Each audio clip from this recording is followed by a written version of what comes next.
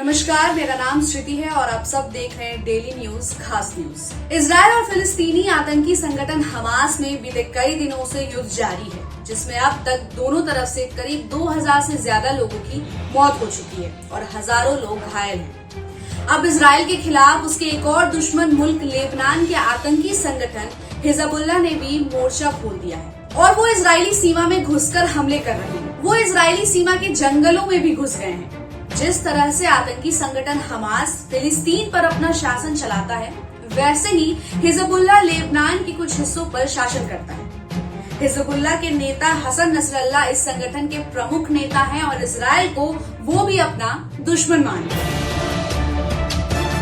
Hezbollah आतंकियों के हमले के बाद आशंका बढ़ गई है कि अब इजरायल के 2 मोर्चों पर युद्ध लड़ना पड़ सकता है। लेबनान की तरफ से हिजबुल्लाह आतंकियों के हमले का जवाब देने के लिए इजरायली डिफेंस फोर्सेस यानी कि IDF ने मोर्चा संभाल लिया है। लेबनान के आतंकी संगठन हिजबुल्लाह ने शेबा फॉर्म्स में एक इजरायली सैन्य चौकी पर हमला किया है।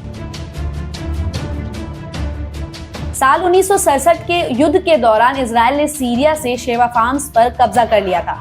हिजबुल्लाह इसे लेबनान का हिस्सा मानता है। दरअसल हिजबुल्लाह ने फिलिस्तीन और इजरायल के बीच चल रहे युद्ध में खुद को हमास के साथ बताया है। बता दें कि हिजबुल्लाह एक शिया आतंकी संगठन है और ये लेबनान में 1975 से 1990 तक चले गृह युद्ध में अस्तित्व में आया था। इस आतंकी संगठन को ईरान अपना समर्थन और आर्थिक सहयोग देता है, क्योंकि ईरान शिया मुसलमानों का देश है।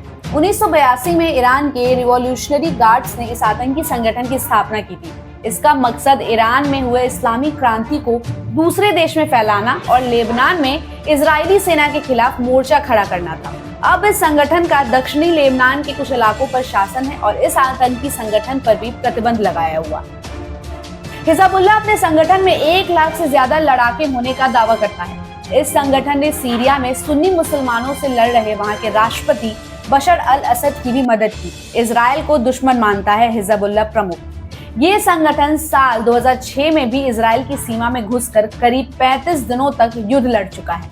हिजबुल्लाह ने इजरायल में उस दौरान 158 लोगों की हत्या की थी और सैकड़ों रॉकेट दागे थे।